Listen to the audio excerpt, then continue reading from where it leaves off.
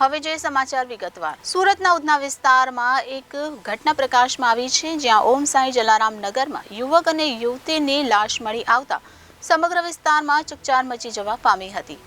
યુવક ગળે ફાંસો ખાધેલી હાલતમાં મળી આવ્યો હતો, જ્યારે યુવતી ઇજાગ્રસ્ત હાલતમાં મૃત અવસ્થામાં મળી આવી હતી।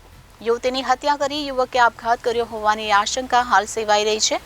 બંને પ્રેમી પંખીડા હોવાનું પોલીસ તપાસમાં સામે આવ્યું છે। હાલ તો ઉધના પોલીસે ઘટના સ્થળે પહોંચી આગળની વધુ તપાસ અને કાર્યવાહી હાથ ધરી છે।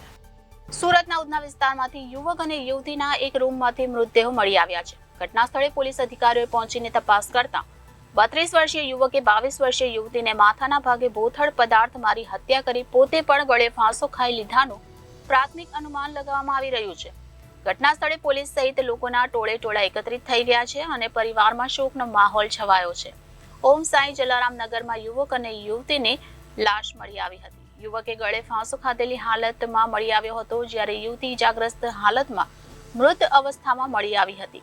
યુવતીની હત્યા કરી યુવકે આપઘાત કર્યો હોવાની હાલ આશંકા સેવાઈ રહી છે।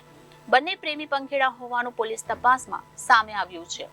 હાલ તો ઉધના પોલીસે ઘટના સ્થળે પહોંચી આગળની વધુ તપાસ અને કાર્યવાહી હાથ ધરી છે।